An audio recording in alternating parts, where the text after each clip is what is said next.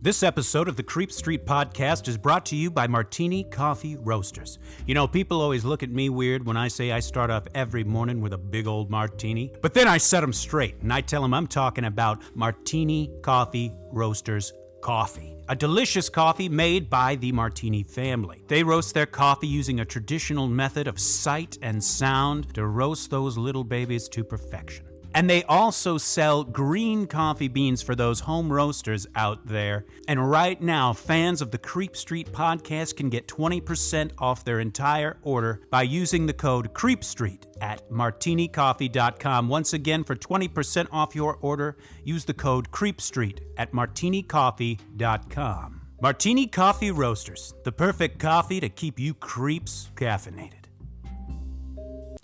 You've taken a wrong turn down Creep Street.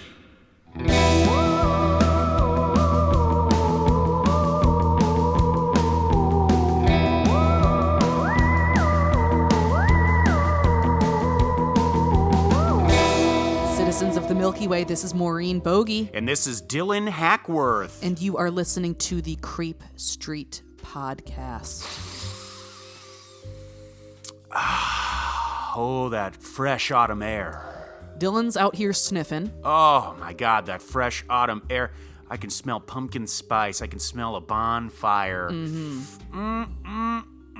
smells good. It's good. It's nice. Oh, it's so nice. It's rich. We hope you are all enjoying the spooky season, and we are so honored to be a part of your celebrations here today.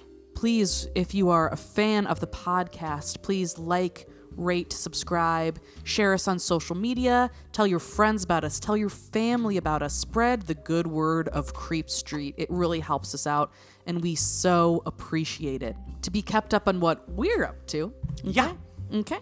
You can follow us on Instagram at Creep Street Podcast, Twitter at Creep Street Pod, or on TikTok as well. That's at Creep Street Podcast. We have a Facebook page, and on our Facebook page, we have a subgroup called Citizens of the Milky Way. Yes. It is a free group where anyone can join, and it's just a place for anyone to share memes, articles, stories, ask questions, anything like that.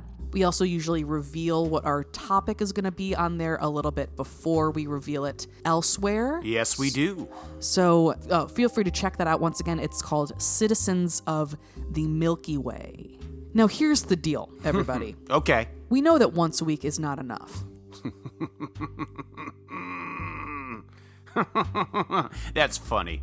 That's a funny joke. Dylan thinks it's hilarious. There should be a rim shot at the end of that if anyone did think it was that once a week was enough. It's a joke. That's a straight up joke because it's not enough. Okay? You need more. But the good news is we've got more. We've got more content for you, buddy. Okay?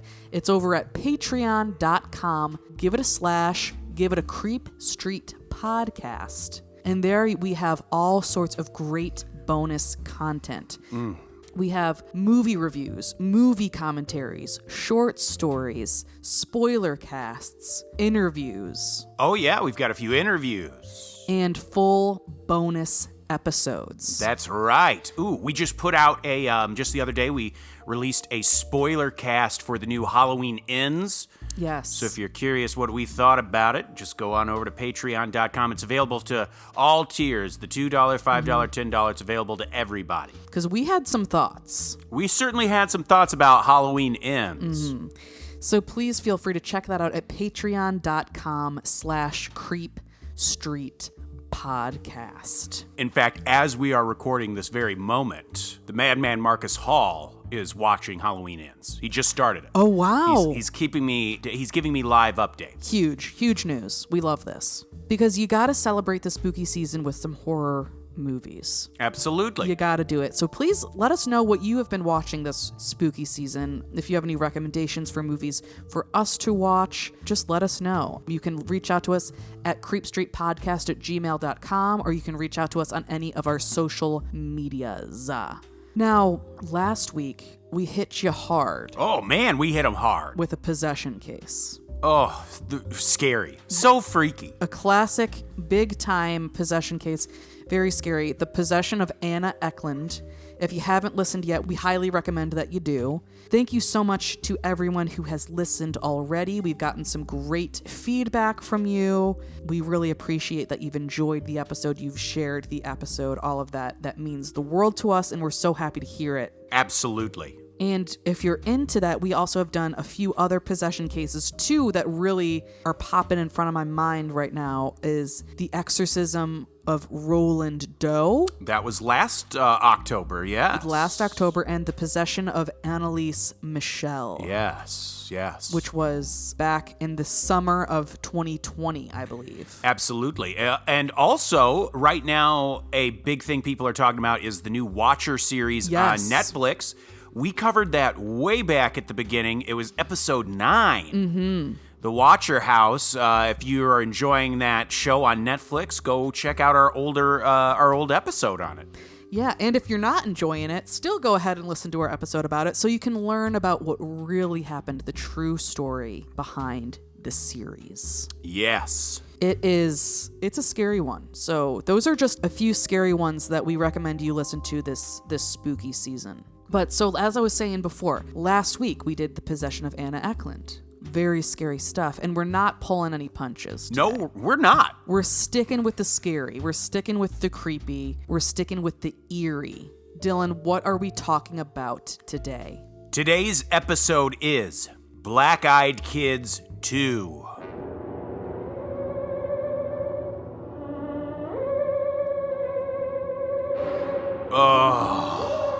Here we go again. Let me tell you something. Whenever we do a thing like on our social media, like, what are your favorite episodes of Creep Street? What do you think are the scariest episodes of Creep Street? We get tons of Black-Eyed Kids. Now, we did Black-Eyed Kids way back on episode 5. Yeah, that was one of our first ones. That was one of the episodes that we were just so excited to do. We couldn't wait. We had to do it right early on. Absolutely. Now, just real quick, you don't need to have heard episode 1 to enjoy episode 2. Right. This is more going to be a collection of just Black-Eyed Kid encounters. Now, in the first episode, we go a little more into possible origin stories, theories of what they might be. But at the top here, I'll give us a brief little recap. Yeah. But also, feel free to check out episode 1. Episode 5. Episode 5, which was the first Black-Eyed Kids episode. Feel free to check that out if you need more Black-Eyed Kids content. We got it for you, baby. Absolutely. And let me just give you my sources here. Mostly, it's just a smattering of like Reddit posts, but I got 16 encounters with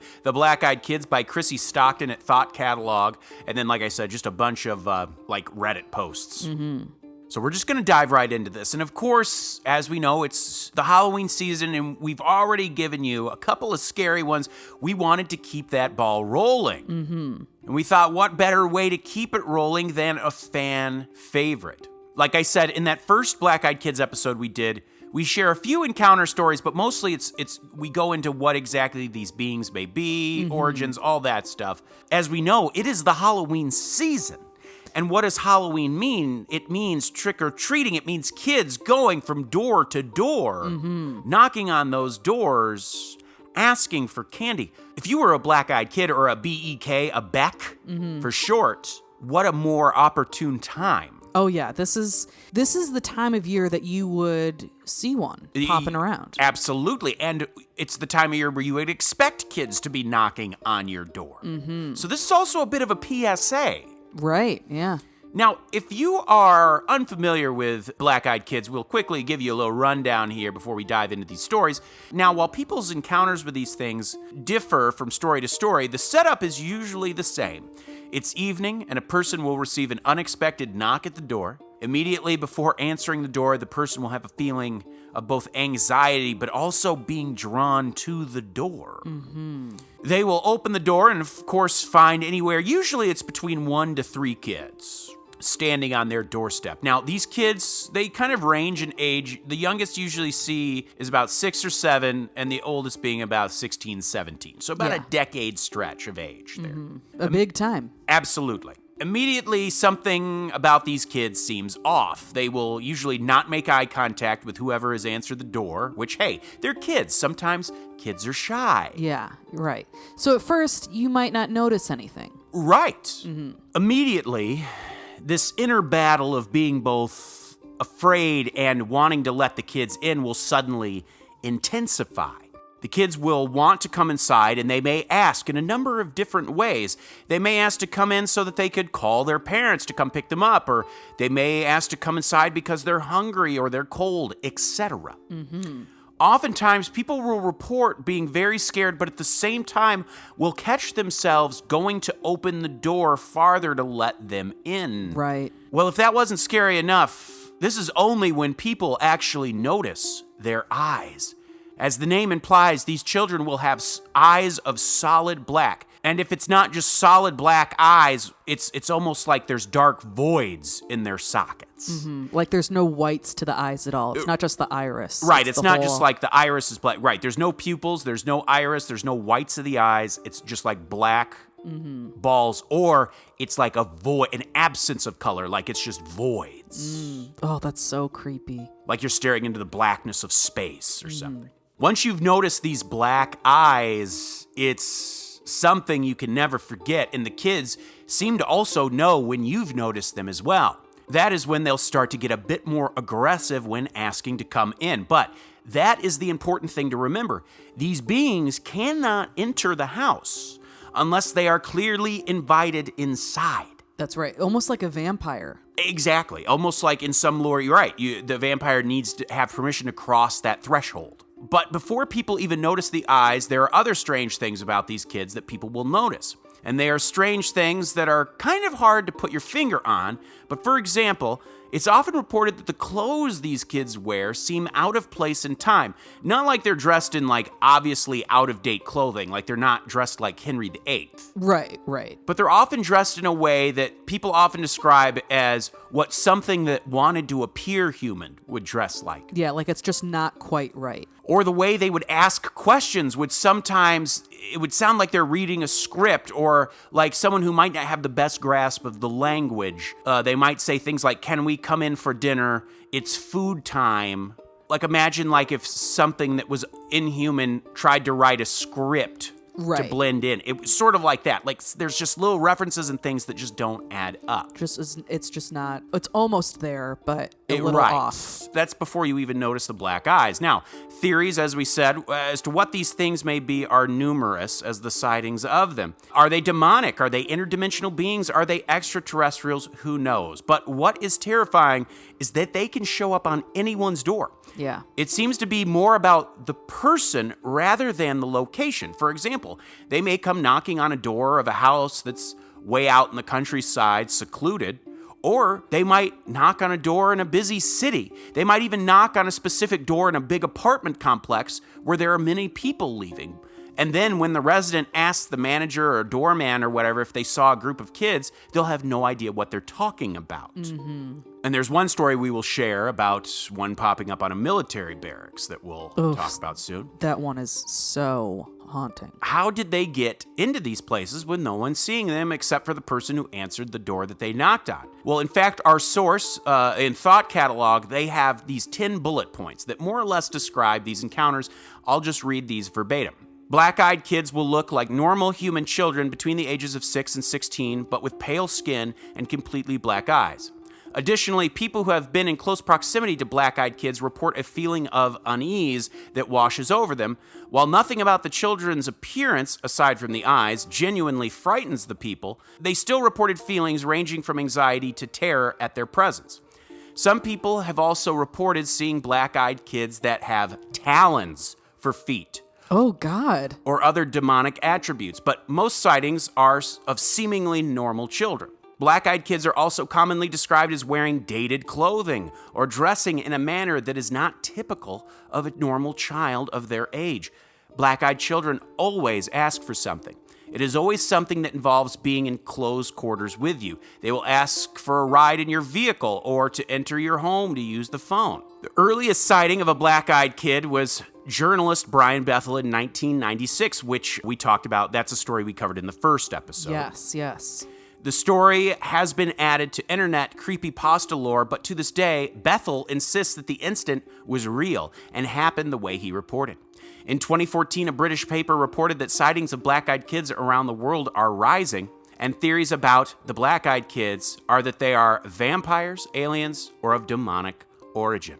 So, we'll dive into these stories now. Yeah, because the best way to really learn more about these guys, these kids, is really just to hear accounts about what has happened. All right, folks, Creep Street, this brings us to our first encounter. So bundle up, get comfortable, prepare yourselves. And after each story, we will discuss them. We'll break them down. Yeah. This first story was posted to a no sleep forum on Reddit, and here we go.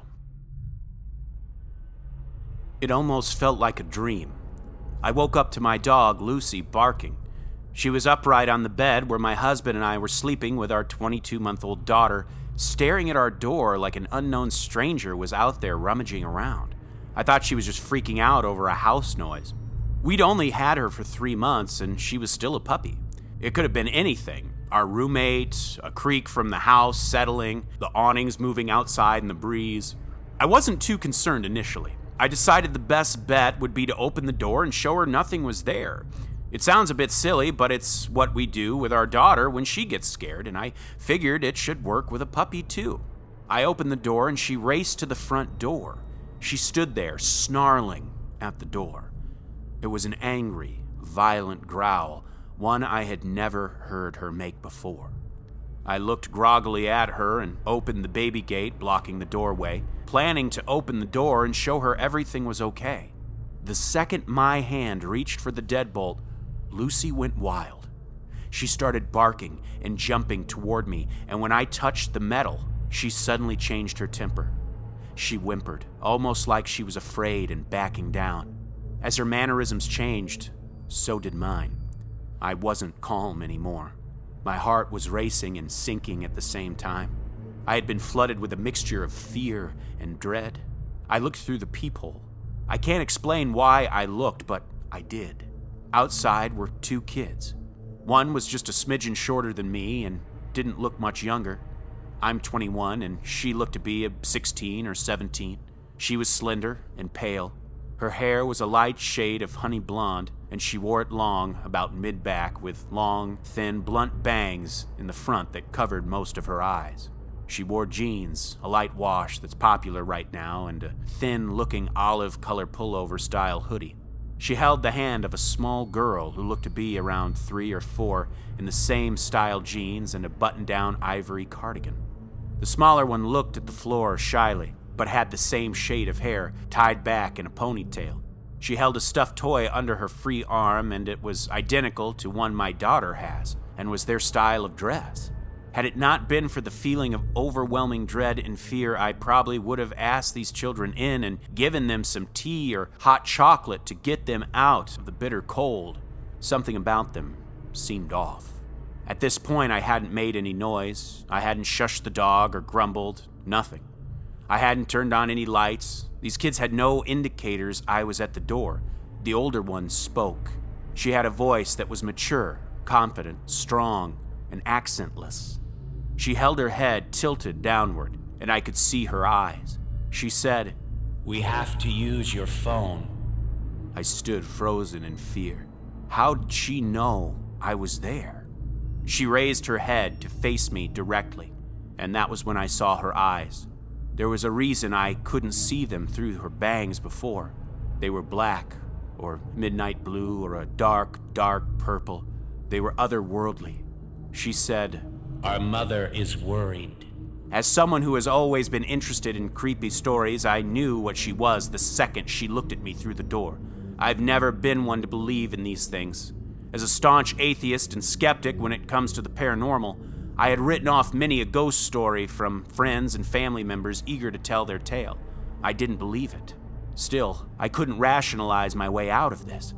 I was standing with nothing but a thin wooden door between me and a black-eyed kid. There was no questioning what was right in front of me. I did not answer her. Slowly and silently, I backed away from the door, Lucy still cowering at my ankles. She kept talking. "Just let us in to use your phone." I took another step back, and with that step, the tone changed. At first, she seemed polite. When I took that second step back, she became commanding, almost hostile. "We're not going to hurt you." If we wanted to do that, we would have broken in. I'll ask again. May we come in and use your phone? Lucy snarled at the door and I inched backward, though something inside of me seemed to be slowly pulling me back toward the door. It wasn't a physical pulling so much as a subconscious need to go back and let them in. I got to my room, covered up the windows, locked the door, and sat there in the dim light of the nightlight. I heard her call me back to the door once again, and then quiet. I didn't go back to sleep that night, and I haven't slept right since. I know from reading about them that black-eyed kids can't just come in without permission. I know they haven't hurt anyone, but I still fear I'll be the exception. When I told my husband, he said it was just a dream. He keeps telling me to forget it, but this lingering feeling of sadness, this dread when the house is silent at night, this fear of a knock at the door, this tells me otherwise. Ooh. Goodness gracious. So it's like it knew she was at the door even though she hadn't made a sound. Right. Yeah, I mean, oof, that is scary. That's like one of the main things that stuck out to me too from the whole story is that she knew that she was there even though she hadn't made any noise or anything like that. It's like... Right. She might have heard maybe the dog, but even then, how would she then know she was backing away from the door? Right. Right. Oh, God. That's so eerie. It's like, can they see through doors? Do they just sense things? Are Right. they really sensitive? I don't would know. get, obviously I have no idea. I almost wonder if they can just sense how you're feeling. If they Right. can't see you, they can sense there's someone there, and then they'll know, oh, they're afraid, they're back, they're unsure, like Right. that sort of a thing. And maybe they like feed on our energy or something. Exactly. Well, this next story I first heard about like over a decade ago. It's one we heard listening to another excellent Chicago-based podcast called Blurry Photos. Yes, a great podcast. We've mentioned them before on the show. It's been a while since we have, but Blurry Photos was literally a big inspiration for what would become Creep Street. Yeah. Really kind of a predecessor to Creep Street in a lot of ways. We have always been such huge fans of David Flora, and Dave Stecco used to be part of the show. He hasn't been for many years, but we love Dave Flora. We love both incarnations when it was both Dave Stecco and Dave Flora, but we also love it with just Dave Flora. Yeah. This is the one about a base, a Marine military base. Yeah, this is one that has always really stuck with me and has really freaked me out. And this just highlights how these things can just get in anywhere. Well, here we go. I'm a Marine stationed at Camp Longenet, North Carolina. I live in the infantry barracks off of River Road. I recently had a rather strange encounter with a pair of black-eyed kids. I live on the 3rd floor of the barracks that have open walkways on the outside and the rooms on the inside. This happened on a weekend back in November of 2009. It was a weekend, so almost every Marine was out, either home, drinking, or sleeping. Only a handful were left in the barracks awake. I'd stayed in that weekend because I was broke and had no money to go out. I was watching a movie when I heard a knock at my door. Figuring it was just my roommate who'd lost his key again, I went and opened it. Instead of a drunken roommate, I found 2 little kids standing on the walkway. Only these kids freaked the hell out of me. I don't know what it was about them, but as a Marine, we're always told to listen to that little voice in your head because it just might save your life from an improvised explosive device. Right then, that voice was screaming at me to shut the door and lock it. There was also the fact that these kids had absolutely pitch black eyes. I mean, no white or any other color to them whatsoever, just black. But I pushed those things aside and asked them what they were doing there so late. They responded by saying that it was really cold out and they wanted to come in and read. I was confused as hell because I've never met a kid that wants to read. Also, there was no mention of any parents or anything else you'd expect a lost couple of kids to say. I couldn't take my eyes off their pitch black eyes.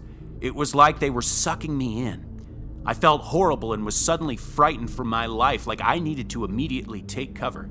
They just stared at me with those goddamn eyes.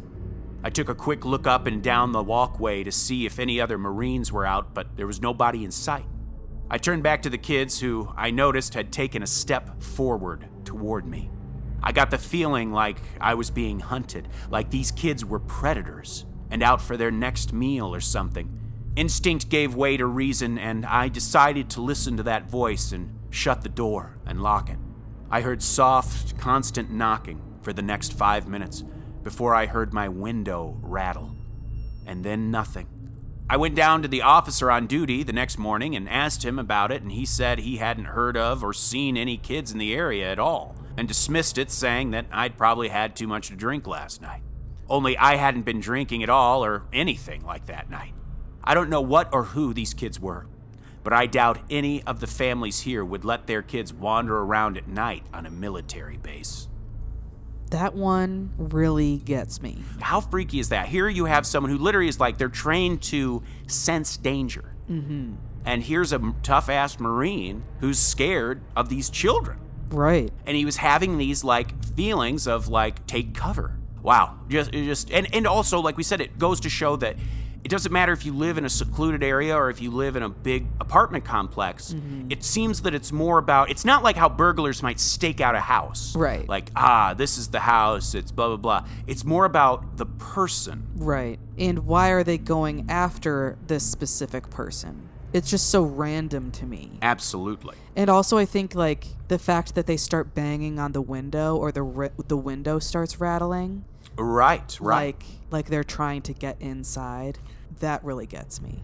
And it's also so classic, too, that the officer is like, you must have been drinking last night. And it's like, getting drunk doesn't make you, like, hallucinate children. Right. I've never been, obviously, maybe alcohol affects people differently. Obviously it does. Different things affect it, but it's not a hallucinogen. It's not a hallucinogen, right. You're not, like, taking mushrooms or smoking DMT, for Christ's sake. Yeah. You might say things you wish you hadn't. Yeah. Or done things you wish you hadn't. Or might not be able to remember certain shit because you were but, like, you're typically not going to see things. Right. You know what I mean? There, yeah. And especially something like black-eyed children.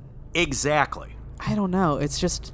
But anyway, that story just really gets me. Well, this next story is timely as it happened around Halloween. Here we go. This is another Reddit post, and it begins. This really freaked me out. Yesterday, I noticed my neighbor hadn't put out all his Halloween decorations, his lights, etc. The past 2 years I've lived next to him, he's gone all out for Halloween. I don't know him well. He's younger, single, but I know he likes kids, not in a creepy way. His brother and sister-in-law and their kids are always visiting him, and he plays with his 3 young nieces and nephews out in the yard. So anyway, I got home from work and was walking up my driveway, and I saw him outside and said something like, "Hey man, you better get your Halloween stuff up or that house up the street is gonna beat you for best decorations." He kind of smiles sheepishly and says that he's actually going to keep his house dark this year and just put candy out.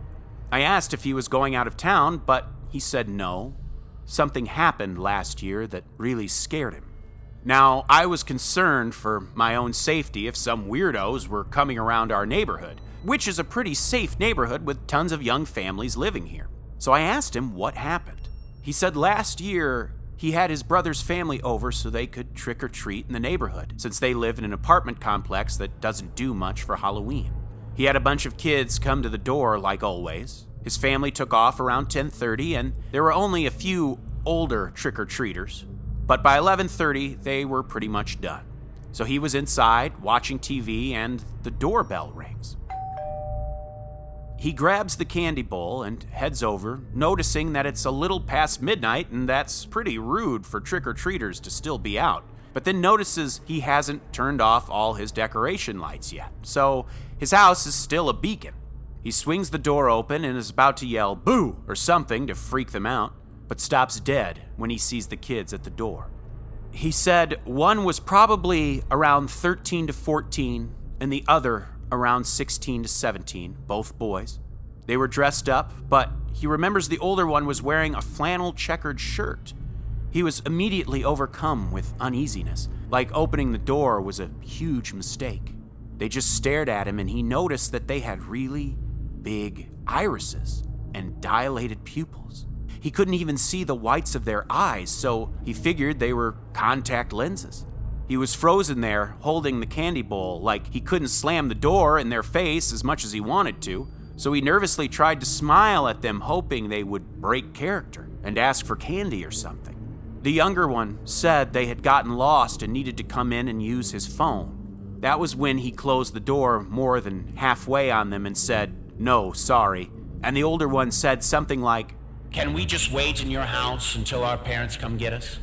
But by then, he was convinced that his life was in danger, and these kids must be high on something or intending to rob him, and he just kept mumbling, "No, sorry, good night," as he inched the door closed and locked it. He told me he was so fucking scared at that point that they were going to try and break in through one of his windows or something, but he looked through the peephole, and they had turned to leave. He watched TV with the volume really low so he could hear any sounds at all, and he said he stayed up till like 5 a.m. because he was too scared to go to bed and drop his guard. The whole time he was telling me this, I'm thinking, oh my God, this sounds so familiar, just like the Black-Eyed Kids urban legend. Then I thought, hey, maybe this dude is trying to scare me because after all, he does have the Halloween spirit. So I'm looking at him incredulously, but trying not to seem too gullible. So I'm like, man, that is really crazy. Sounds like the Black-Eyed Kids. He just looks at me blankly. The what? Is that a movie or something? And I said no, but told him to go look it up online. Like an hour later, I get a knock on my door, and admittedly, almost jump out of my skin thinking it's a demon child. It was my neighbor, and his eyes were freaking huge. He swears to me up and down that he had never heard of the Black-Eyed Kids before, and it's so similar to what happened to him. So we talked a while longer, and I told him that quite a few people probably know about that urban legend, and it's possible it was just teenagers with black contacts trying to freak people out on Halloween, which would be genius, by the way. But he said the fear he felt was so primal and came over him the second he opened the door for them. So interesting things I want to note about this. One, this is interesting because this is kind of told secondhand. Right, that's cool. But two, other sources I've read. Now, who knows what? We try to ascribe these things rules, like they do this or they don't do that. Now, I have heard in many posts say that they never ring doorbells. Even if you have a doorbell, they will always knock, even if there's a doorbell. Oh, okay. So this does break from that, but like we said, like, why try to put rules on something we don't even fucking understand? Right. You know what I mean? Yeah, it's like maybe not, though. Exactly, right. Right. We just don't know. I think there's just something so scary about kids in that way because you would feel like you should help them or you should let them in or something like that, but there's just the fact that the fear is so intense that you couldn't even help them is just so horrifying. You realize like how frightening these children must be. Right. It makes you wonder how they choose people, like people that might have a special empathy towards children, which most people do, but like maybe people that might, for whatever reason, have a specific sweet spot for kids, like to help them. You know what I mean? Oh, absolutely. Now, this next story is an interesting one because it also kind of breaks the usual rules. Okay. This one involves the black-eyed elderly. Oh. Or BEEs, bees. Bees? This was posted to Reddit in the Paranormal Forum, so here we go. Bit of scene setting. In 96, 97, I lived in a fairly old terraced house with a cemetery at the end of the road. Cliche, I know, but it's an important detail. Nothing remarkable about the house or the area, it was just convenient for college. Anyway, I was up late one night on the PC in my bedroom, which looked out onto the street. It was about 2 or 3 a.m. For whatever reason, probably to give my eyes a rest, I wandered over to the window and looked down the road in the direction of the cemetery, although it was too far down the street for me to see, and I saw 3 people walking slowly down the road. I could see that they were quite old and appeared to be dressed in funeral clothes, which, given the hour, was weird. There were 2 women and a man. I'd put their ages at about 80, and the woman in the middle was being steadied/guided by the other woman and the man. As they came closer, I got the impression that she was upset. My first thought was that, given their age, she had recently buried her husband, and grief had caused her to behave slightly irrationally, causing her to try to be out near the cemetery at that hour, and that the other 2 were friends or relatives trying to look after her and get her home. Anyway, it was all interesting enough for me to carry on watching as they got closer to the house. Just outside the front of the house was a street lamp. I watched them as they made their way past, but when they got to the lamppost, they all stopped, and the upset woman in the middle looked up at me and grinned. This was when things got weird. The grin became a sort of grimace, and if there was any color in her face to start with, it was now dead white. At that point, I realized I was staring right into her eyes, but her eyes were pitch black. Time sort of dilated. If you've ever crashed a car, the final split second before you make impact seems to drag out as you process more information than normal in the time frame. It was that sort of thing. I'm sure we only made eye contact for a second, but it felt like several minutes as my peripheral vision faded and I felt like all I could see was these two black holes in her face drawing me in. Although the distance between us didn't change, she somehow felt like she was coming closer. And I was kind of aware, although I couldn't honestly say I could see them at that point, that the two people with her were just continuing to look down the road as if frozen, but waiting for this woman to finish whatever she was doing. I was suddenly hit with this intense feeling of dread and panic, so I threw myself on the floor. As soon as I'd broken her gaze, I felt pretty stupid. This upset old woman who clearly needed help had spooked me so badly. So I looked out the window again, and there was no sign of them. It was a longish straight road, and the house was towards the middle, so Linford Christie would have had trouble getting out of sight in the time I looked away, let alone 3 octogenarians. Octogenarian, first of all. Interesting that... I know, nice wordplay here. Interesting that there's 3 of them, but only one, at least he could tell, had those eyes. Mm-hmm. And that it almost seemed like they paused and they were still looking forward, almost like they were pausing while she looked at him. Right. Weird, right? Oh, this story really got me too. This is really freaky. First of all, with the elderly, it's almost similar to children where you feel like most people would feel compelled to help. It's like your first instinct would be to help or to be understanding rather than to be super frightened or be so frightened that you feel like you can't help or something like that. Exactly. So the fear must be so intense. And then also this smile. Ooh. Really got me. Yeah. Very creepy. Now, this next one is going to be our last one of this episode. Okay. This was posted in the No Sleep forum on Reddit by a user named Labyrinth, and here we go. Reading the stories, I had always been a skeptic. Stories, alleged first-hand experiences, hauntings, possessions, they're all well and good for a quick chill, a cheap thrill, something I read to get my heart rate up. Getting scared can be fun sometimes, as long as you don't overdo it. Just a little something silly to get worked up about.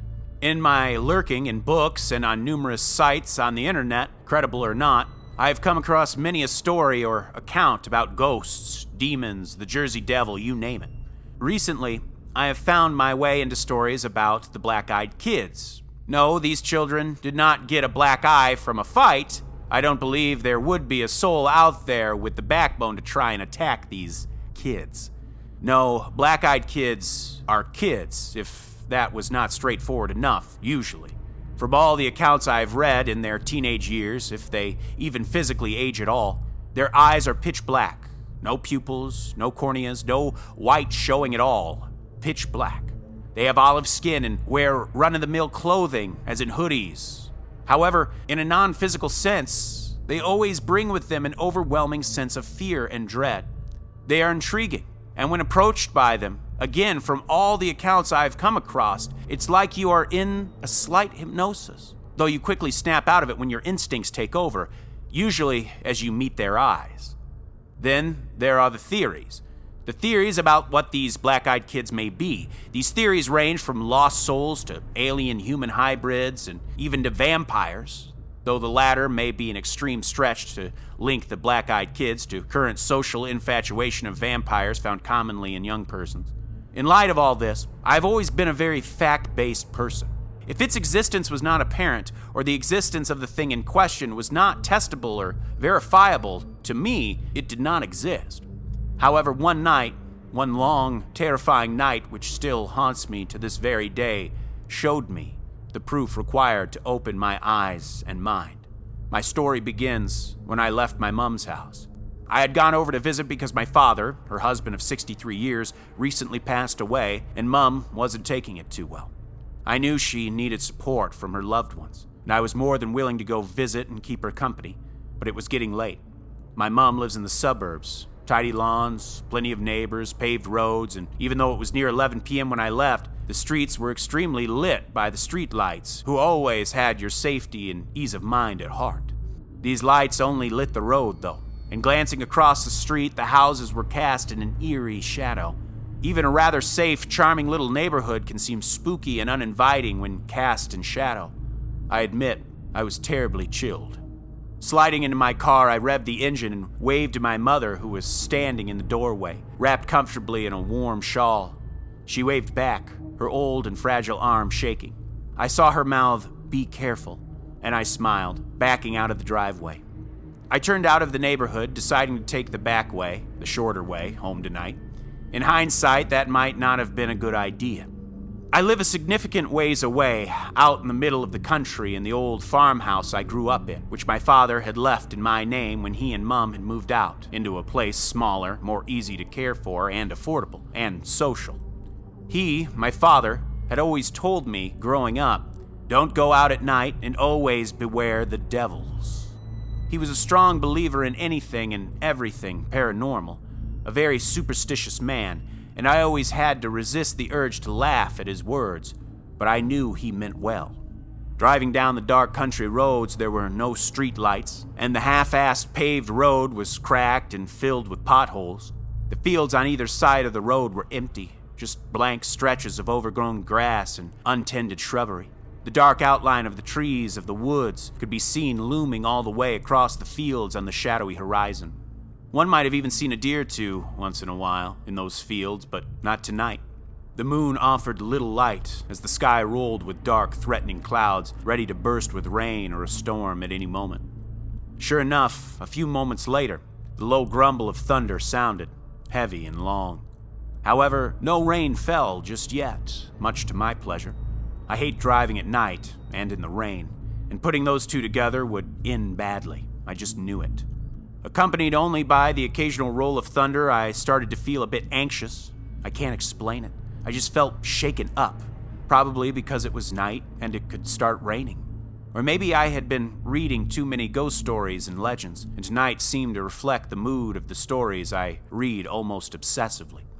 To try and calm myself, I flicked on my old car's radio and turned the old-fashioned knob back and forth, slowing down a bit as I attempted to find a station that came in clearly. Nothing did. Weird. There was a broadcasting tower right near me. It usually came in perfectly, clear as day, but still, nothing. The white noise and static of the blank stations was doing nothing to appease my anxiety. I gripped the steering wheel tightly as more thunder boomed from the sky. Aggravated, I forcefully shut off the radio, gritting my teeth.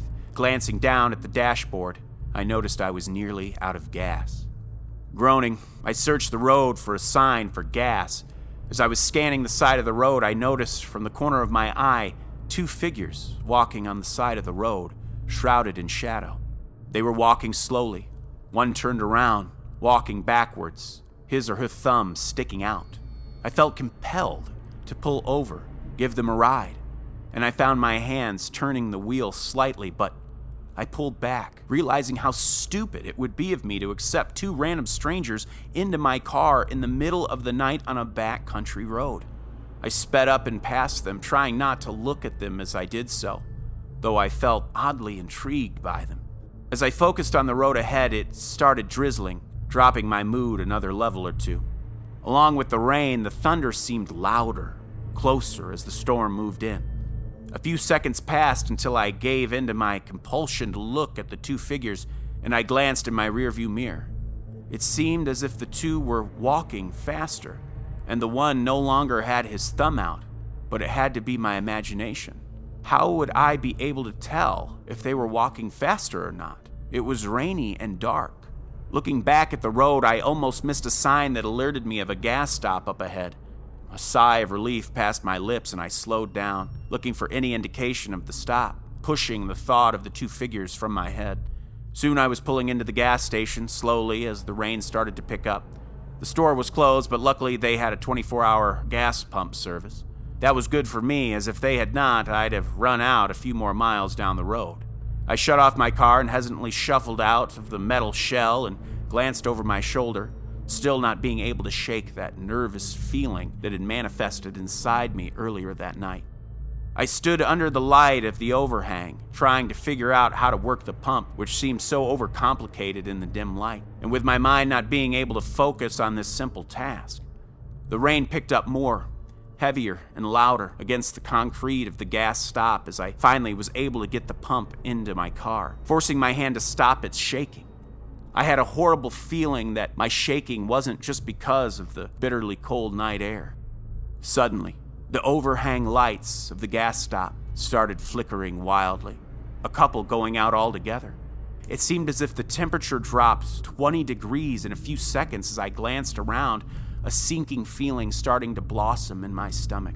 As if in slow motion, I turned around, facing back towards the road, the long, lonely road, and saw what I expected to see there. But even as much as I knew what I'd seen, I still felt the drop of my stomach, the color draining from my face, and I breathed the sharp, cold breath forcefully as it almost caught in my throat. Across the street, the two figures were standing, facing me. They started crossing the street, slowly but surely, and I fumbled with the gas pump. It had only been a few moments, but it seemed as if the gas pump was taking its precious time. I was shaking hard now as thunder boomed once more, and I looked back up. The figures were now at the entrance to the gas stop, and my breath was quick and shallow as I blindly shoved the pump back into its holder, not being able to tear my eyes away from the figures. As they drew closer, I became more frantic, even though now, as they walked into the flickering light of the overhang, I saw they were just two teenagers. They looked ragged and frigid and soaked from the rain. I straightened up a bit, still terrified, but another compulsive feeling similar to the one I experienced in the car was bubbling, and I felt obligated to talk to these two, though I insisted to myself to just drive away, not to risk anything. They were extremely close now, at the next pump when I slid into my car, shaking wildly, and fumbled for my keys, cursing myself as I dropped them on the floor. Leaning down, I swiped them up and sat back up, a cold, sickening feeling as I came face to face with one of the teens who had his hand on my window, knocking slowly but forcibly. I rolled down the window a bit, just a bit, no bigger than to allow maybe a small child's hand through. Before I spoke, he spoke first. The other figure standing in the background, still, but I could see something of a grin there on her pale face. Can you give us a ride into town? We missed the bus and don't have a ride. He spoke slow, and something about his voice made me shiver. A cold chill swept down my spine, and I opened my mouth, but no sound came out. Clearing my throat, I glanced at the dashboard and at the keys in my hand. I'm sorry, but I'm not going into town, I stuttered, keeping my eyes down, not at the kids. However, the teenager knocked harsher and made me jump a little as he insisted another time for a ride. I told him no once more and looked up, trying to seem intimidating, which seems silly, trying to seem intimidating to a child, but a horrible, chilling sight greeted me. I looked the kid right in the eyes and gasped sharply, my back hitting my seat as I went to back away. He had eyes, oh, he did, but they were blacker than the night, pitch black. No discernible pupils and no white whatsoever showing, pure black, deep, brooding, and surprisingly intriguing. But my fear got the better of me, and I quickly turned the key and my engine revved to life. I thanked God, which I had never ever done before tonight. My car had not stalled, and went to pull away, and the kid banged on my window with a pale fist, screaming for a ride. I took off speedily down the road, apologizing to my father again and again. I had laughed at him, never took his warning seriously. After a few more minutes, I pulled into my driveway and right into my lawn in front of my porch.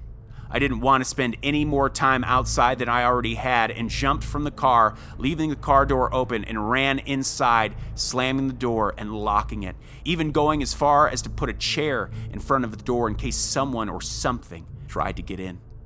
Sinking into the chair in front of the door, I shivered uncontrollably and started to cry, hiding my face in my hands as two dark figures stood at the end of my driveway.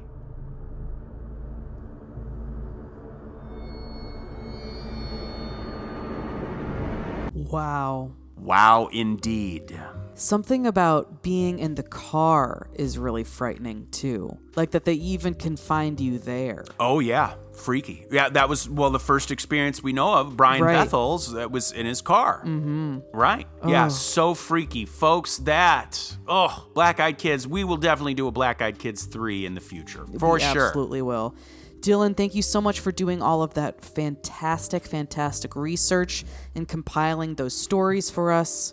We're so glad that you did, and what a creepy episode. Absolutely. And you know what's interesting? Brian Bethel, that reporter who is kind of like noted as the first, at least the first big documented, experience with these things. For many years, I guess he would refuse interviews, all that stuff. I think he went on the Astonishing Legends podcast.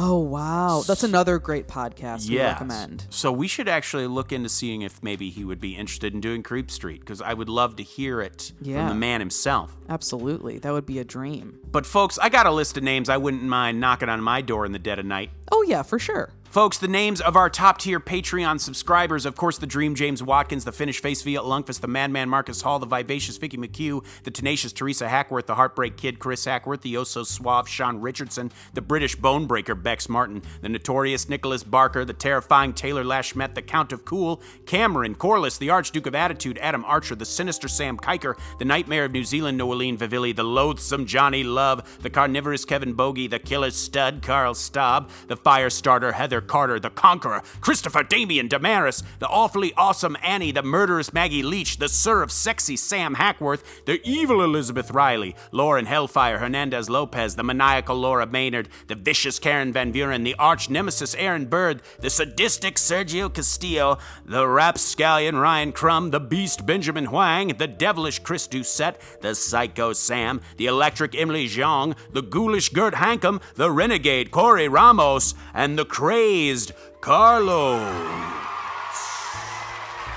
Whoa. Thank you so much to all of you. We could not do this podcast without you, and we are so grateful for you. To our top-tier Patreon subscribers, to all our Patreon subscribers, and to all of you for listening. We are so blessed and happy to be part of your Halloween celebrations. Absolutely. It is truly an honor. And of course, like, rate, subscribe, no matter what you listen to us on, Spotify, Apple, CastBox, even YouTube.